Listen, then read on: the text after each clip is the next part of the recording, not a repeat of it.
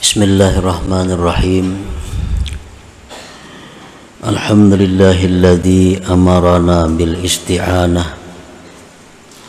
wa wa'adana bil madhubatil jazilah wa qada'il hajati wa nailil umniyah.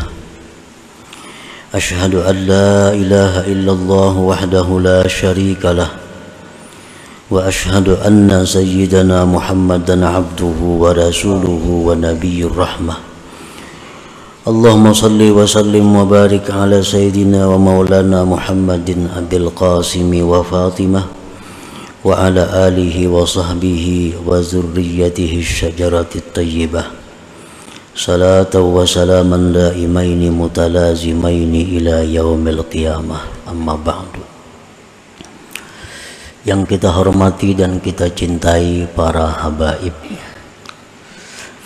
dan para alim ulama, para muhibbin, hadirin hadirat rahimakumullah. Pertama-tama kita memanjatkan puji dan syukur kehadirat Allah yang telah memberikan kita taufik dan hidayah serta inayah dan berbagai macam anugerah lainnya, sehingga kita pada malam ini dapat berkumpul kembali bersama-sama di majelis yang penuh berkah ini. Salawat dan salam kita haturkan kepada junjungan kita Nabi besar Muhammad sallallahu alaihi wasallam dan juga kepada seluruh keluarga, para sahabat, zurriyat dan pengikut beliau sampai hari kiamat nanti. Para muhibbin rahimakumullah, sebelum kita melanjutkan pengajian kita hikmah yang ke-25, terlebih dahulu dalam kesempatan ini ulun menghimbau kepada seluruh jamaah yang hadir agar jangan berangkat meninggalkan majelis pengajian ini sebelum diakhiri, ditutup dengan doa. Sekali lagi ini himbauan kepada seluruh jamaah baik laki-laki maupun perempuan, jangan berdiri meninggalkan majelis ini sebelum ditutup dengan doa atau salawat, karena yang demikian itu adalah termasuk yang sangat penting di dalam adab talabul ilm, adab menuntut ilmu. Apabila adab menuntut ilmu itu tidak kita amalkan, maka ilmu akan dicabut Allah berkahnya daripada kita. Nah, sebagaimana contohnya orang yang membawa makanan di dalam karung. Nah, begitu makanan dalam karung, beras atau jagung atau gula dibuat dalam karung, beluman lagi dikunci, beluman lagi dijarat, langsung dianggung dibawa bulik. Maka sampai ke rumah habis berasnya di tengah jalan. Maka itulah menuntut ilmu, kada tuntung doa bulik, kada sampai kapal latar, ilmunya tabulirit di tengah jalan. Nah, jadi ini yang penting, yang barangkali tidak disadari bahwa itu adalah sesuatu yang sangat menentukan untuk mendapatkan berkah ilmu yang diberikan Allah kepada kita. Nah, yang kedua, himbauan disampaikan kepada seluruh jamaah, khususnya jamaah laki-laki yang berada di luar majelis. Hendaknya menuntut ilmu itu masuk ke dalam majelis, jangan di luar pagar sana. Masuk ke majelis, karena yang dinamakan majelis itu ialah yang di dalam pagar ini, yang tempatnya rahmat Allah turun dalam majelis itu, yang berkah Allah turun di dalam majelis itu. Yang di luar pagar itu bukan majelis. yang dikatakan oleh Rasulullah SAW, raudatun min riyadil jannah, taman surga itu adalah majelis. Nah, di majelis itulah kita duduk menuntut ilmu, menadahkan tangan, meminta kepada Allah Subhanahu wa ta'ala. Jadi jangan sambil duduk, sambil beruku, sambil duduk di kursi menuntut ilmu. Nah, itu kada akan dapat berkah ilmu. Yang sungguh-sungguh pun belum tentu dapat, apalagi yang sambil-sambil. Nah, jadi itu adalah sesuatu yang penting dalam adab menuntut ilmu. Jadi masuk ke dalam pagar. Kada membuat cilingan, kada apa-apa. Bapak nggak bisa duit misalnya, kada membuat cilingan, kada apa-apa. Yang di luar pagar itu masuk, khususnya jamaah laki-laki. Yang kedua, kenapa demikian? Supaya jangan tercampur baur dengan bini-bini. Nah, karena bercampur orang bini-bini buliknya Allah kada katuju itu. Tuhan marah, Tuhan kada senang. Bila Tuhan kada senang, nah kita akan menjadi binasa, kita akan menjadi sia-sia. Jadi menuntut ilmu bukan kehendak seorang, bukan menurut aturan seorang. Tapi menuntut ilmu ini sudah ada aturannya, sudah ada cara-caranya yang diajarkan oleh para ulama-ulama terdahulu. Bukan sekehendak kita duduk di mana-mana di atas pohon, duduk di warung, kada mau. Itu para ulama dahulu sudah mengatur. Menuntut ilmu itu baiknya berwudu, menghadap kiblat, duduknya di majlis dengan khusyuk, dengan khudu, agar ilmu yang dituntut itu dapat berkahnya. Nah, mudah-mudahan kita seberataan dapat taufik, dapat hidayah dari Allah Subhanahu wa ta'ala. Al-hikmatul khamisatu wal ishrun minal hikamil ataiyah. Qala al-imam Ahmad ibnu Athaillah as-Sakandari rahimahullah wa nafa'ana bi ulumi.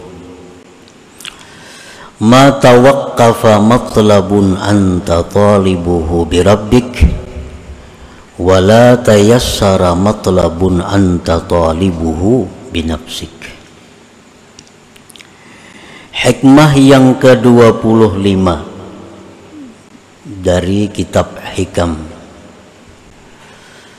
Berkata Al-Imam Ahmad bin Athaillah As-Sakandari, ma tawaqqafa matlabun anta talibuhu bi rabbik, tidaklah terhenti suatu tuntutan yang mana engkau menuntutnya dengan Tuhan engkau. Wala tayassara matlabun anta talibuhu binafsik, dan tidaklah mudah sesuatu tuntutan yang engkau menuntutnya dengan diri engkau sendiri. Nah, itulah kira-kira terjemah daripada hikmah yang ke-25 ini.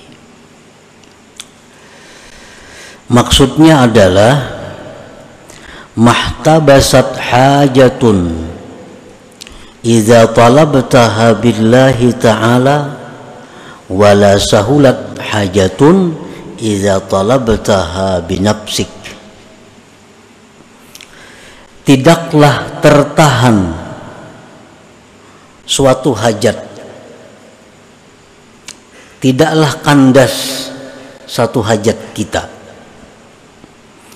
apabila kita menuntut hajat itu dengan Allah Ta'ala. Dan tidaklah mudah satu hajat, artinya hajat kita terhenti, kada terkabulkan atau sulit terwujud. Idza talabtaha binafsik, apabila engkau menuntut itu hajat dengan diri engkau sendiri. Nah, para muhibbin rahimakumullah,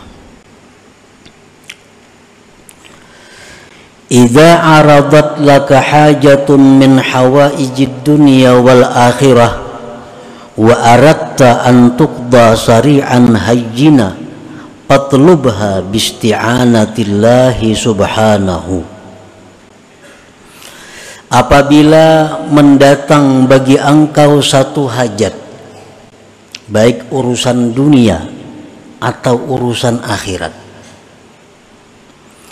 kita hendak menuntut ilmu, jadi orang yang berilmu, itu hajat. Kita hendak mencari ungkus biaya hidup, itu adalah hajat. Dan engkau menghendaki bahwa ditunaikan hajat itu segera dan mudah. Nah, kayak apa hajat kita ini supaya kabul? Kayak apa hajat kita ini supaya mudah terwujud? Fatlubha bisti'anatillah subhanahu, maka tuntutlah hajat itu dengan pertolongan Allah subhanahu wa ta'ala. Tuntutlah hajat itu dengan minta pertolongan kepada Allah.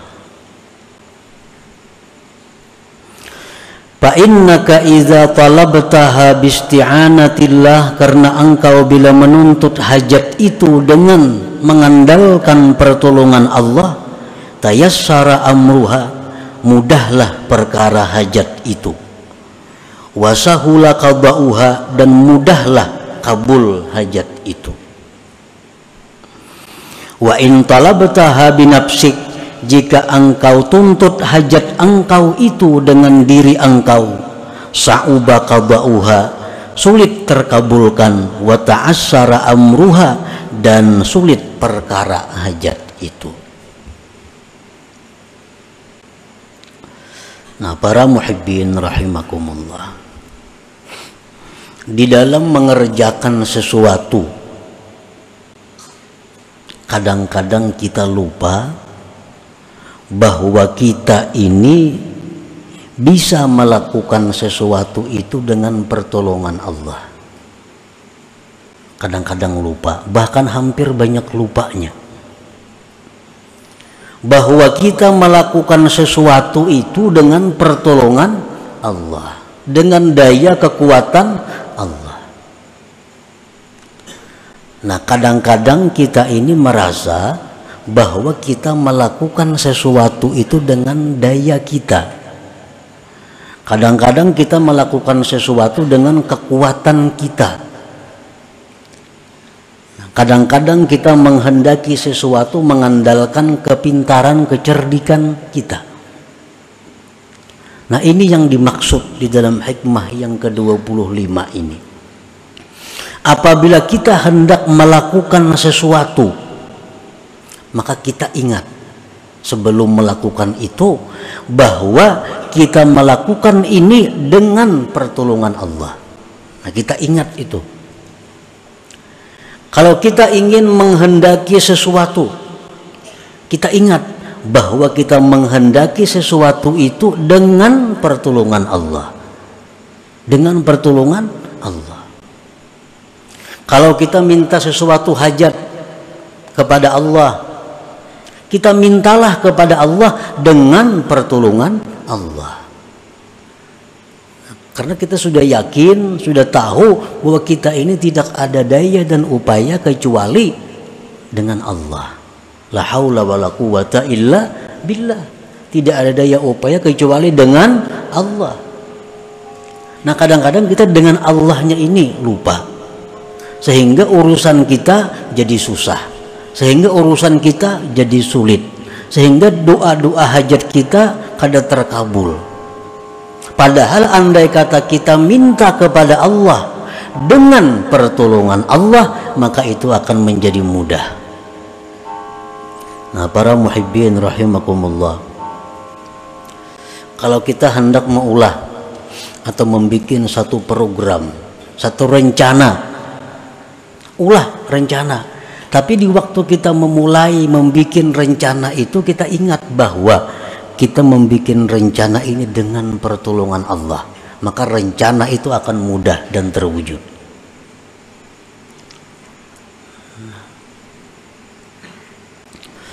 Paman talaba hawaijahu bisti'anatillah qudiyat makna wa illam tuqda hissa. Barang siapa yang meminta hajat dengan pertolongan Allah, hajatnya itu ditunaikan, diluluskan pada hakikatnya, sekalipun tidak ditunaikan pada kenyataannya. Kalau kita tuh minta hajat kepada Allah dengan pertolongan Allah, dengan pertolongan Allah kita minta kepada Allah, maka itu langsung ditunaikan Allah pada hakikatnya. Nah, pada hakikatnya.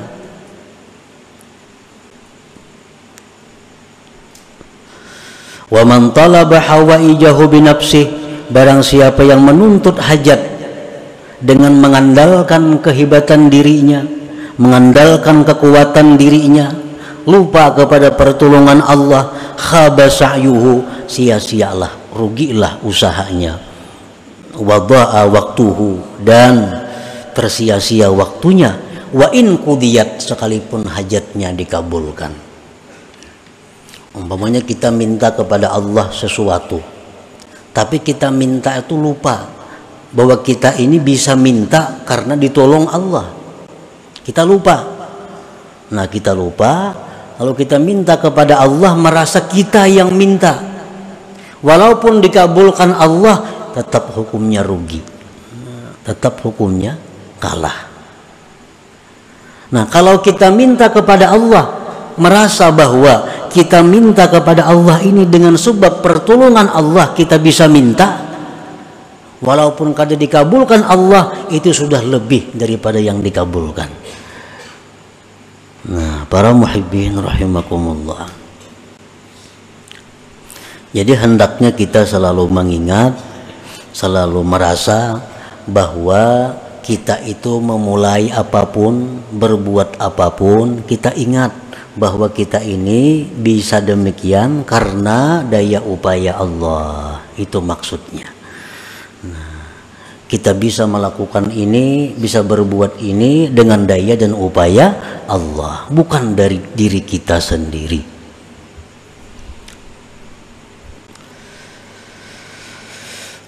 Rasulullah sallallahu alaihi wasallam bersabda, la yuraddu du'aun awwaluhu bismillahirrahmanirrahim. Ujar Nabi, tidak ditolak doa seorang hamba, tidak ditolak doa seorang hamba yang dimulai dengan bismillahirrahmanirrahim. Bila kita tuh berdoa lawan Tuhan, sebelum berdoa bismillahirrahmanirrahim, itu doa kita kada akan ditolak Allah. Tapi bukan hanya mengucap bismillahirrahmanirrahim, bukan itu. Tapi yang dimaksud adalah memahami, merasakan bahwa kita ini bisa berdoa bismillah dengan pertolongan Allah yang maha pengasih lagi maha penyayang. Kan bismillah itu artinya dengan pertolongan nama Allah yang maha pengasih lagi maha penyayang. Kalau kita makan, nah kita nih makan disuruh mengucap bismillah. Artinya apa? Bahwa kita ini bisa makan ditolong Allah. Nah, dengan pertolongan Allah yang pengasih penyayang, aku makan. Dengan pertolongan Allah yang maha pengasih penyayang, aku makan. Maka makan itu jadi berkah. Makan itu jadi berkah. Makan itu jadi membawa kepada kebaikan. Kalau kita makan bismillah, tapi kada tahu maknanya bismillah, cuma kada tahu hakikatnya bismillah itu apa. Bismillahirrahmanirrahim, makan kanyang juga, tapi berkahnya, nah berkahnya itu yang dicari, kebaikannya itu yang dicari. Rasulullah sallallahu alaihi wasallam bersabda, kullu amrin dzibalin la yubda'u fihi bi bismillahirrahmanirrahim fahuwa abtar au aqta qalilul barakah. Ujar Nabi, tiap-tiap perkara yang tidak dimulai dengan bismillahirrahmanirrahim, maka perkara itu putus dan sedikit berkahnya. Kenapa kita disuruh bismillah bismillah? Supaya kita ingat bahwa kita ini memulai sesuatu dengan pertolongan Allah. Nah, itu maksudnya. Bukan hanya sekadar mengucap bismillah, itu ada. Tapi supaya kita ingat bahwa kita melakukan ini dengan pertolongan Allah.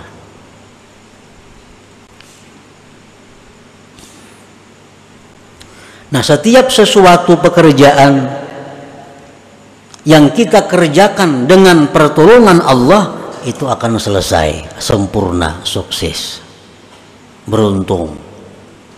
Setiap pekerjaan yang kita mulai dengan merasakan bahwa aku melakukan ini dengan pertolongan Allah, maka pekerjaan itu akan membawa kebaikan.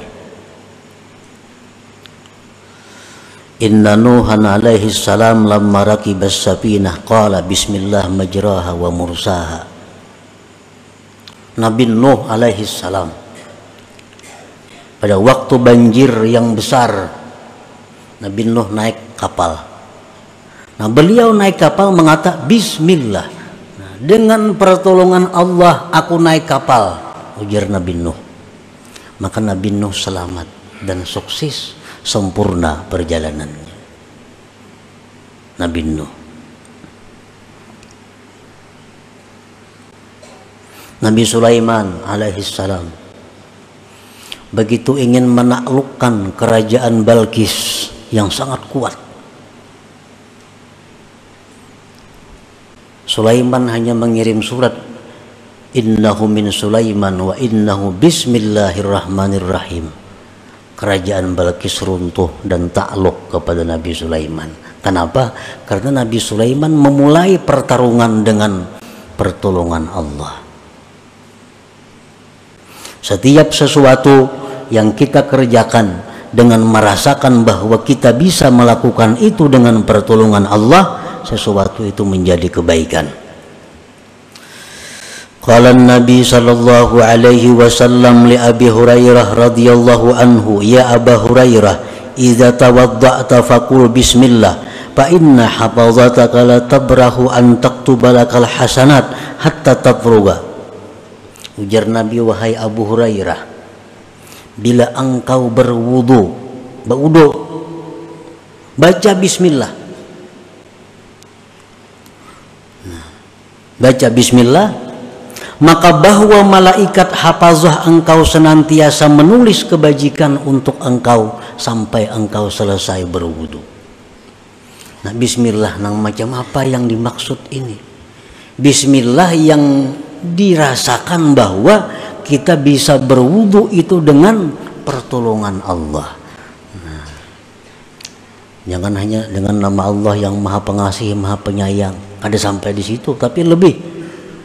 Nah, jadi aku mulai ini berwudu dengan pertolongan Allah yang Maha Pengasih, Maha Penyayang. Nah, maka setiap detik kita berwudu itu malaikat hafazah mencatat amal kebaikan untuk kita. Mengatakan ya, berwudu itu nak berwudu, aku ini bisa berwudu karena pertolongan Allah, atau dengan pertolongan Allah aku berwudu. Nah, dalam hati nih, nyakanya kada ditolong Tuhan kada kau berwudu, nyaka kada ditolong Tuhan kada kau berwudu, lalu aku berwudu ditolong Allah. Nah, merasakan itu nang kita disuruh. Wa idza ghasyaita imra'atak faqul bismillah fa inna hafazataka yaktubuna lakal hasanat hatta tagtasila minal janabah fa in hasala min tilkal waqi'ah waladun kutiba laka minal hasanat bi'adadi nafasi dzalikal walad wa bi'adadi anfasi aqabihi in kana lahu aqib hatta la yabqa minhum ahad. Ujar Nabi, wahai Abu Hurairah, apabila engkau mengumpuli istri engkau, Maka sebelum berkumpul itu baca bismillah. Artinya ingat bahwa aku bisa mengumpuli bini ini dengan pertolongan Allah. Nah, maka senantiasa malaikat itu menulis kebaikan kepada kita sampai kita mandi daripada janabah. Sampai kita mandi janabah, kita selalu dicatat mendapat pahala. Apabila kita mulai bersetubuh itu dengan ingat bahwa aku bisa ini karena pertolongan Allah. Dan apabila terjadi daripada itu persetubuhan anak, bersetubuh tadi jadi anak, ditulis bagi engkau kebaikan sebilangan napas itu anak, dan sebilangan napas-napas keturunannya sampai hari kiamat. Nah, ini kalau orang yang mensetubuhi istrinya, ingat bahwa inya itu bisa bersetubuh itu dengan pertolongan Allah Ta'ala. Bismillah tadi. Ya Aba Hurairah, idza rakibta dabbatan faqul bismillah walhamdulillah yuktabu lakal hasanat bi'adadi kulli khatwah. Wahai Abu Hurairah, bila engkau naik tunggangan kendaraan, maka bacalah bismillah walhamdulillah. Aku naik kendaraan ini bisa naik dengan pertolongan Allah. Maka ditulis bagi engkau kebaikan sebilangan langkahnya itu binatang. Nah, berapa langkahnya berjalan menunggak kita tunggangan itu, sekian itu kita dapat pahala dari Allah. Wa idza rakibtas safinah faqul bismillah walhamdulillah yuktabu lakal hasanat hatta takhruja minha. Bila mana engkau masuk satu kendaraan, naik kapal, mobil, pesawat, baca bismillah walhamdulillah, artinya ingatakan, baca bismillah, tapi ingatakan dalam hati bahwa aku ini bisa naik ini dengan pertolongan Allah. Maka ditulis bagi engkau kebaikan sampai engkau keluar daripada kendaraan itu. Nah, makanya tadi setiap amal, setiap tuntutan, setiap pekerjaan yang dimulai dengan minta tolong kepada Allah, yang dimulai dengan perasaan dapat pertolongan Allah, itu pekerjaan akan mudah. Pekerjaan akan membawa kebaikan, pekerjaan membawa kesempurnaan. Pekerjaan yang tidak dirasakan mendapat pertolongan Allah, hanya mengandalkan diri sendiri, itu akan susah dan kada akan dapat kebaikan seperti pahala-pahala tadi.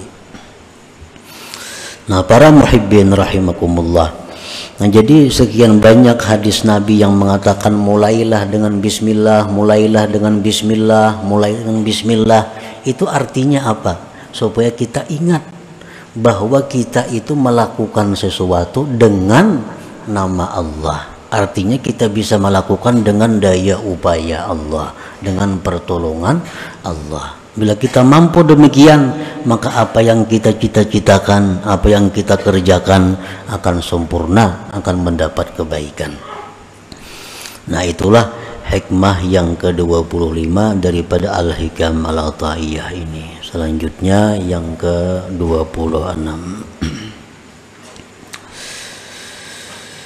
Ila hadratin Nabi sallallahu alaihi wasallam al-Fatihah. Iyyaka na'budu wa iyyaka nasta'in. Ihdinas siratal mustaqim. Siratal ladzina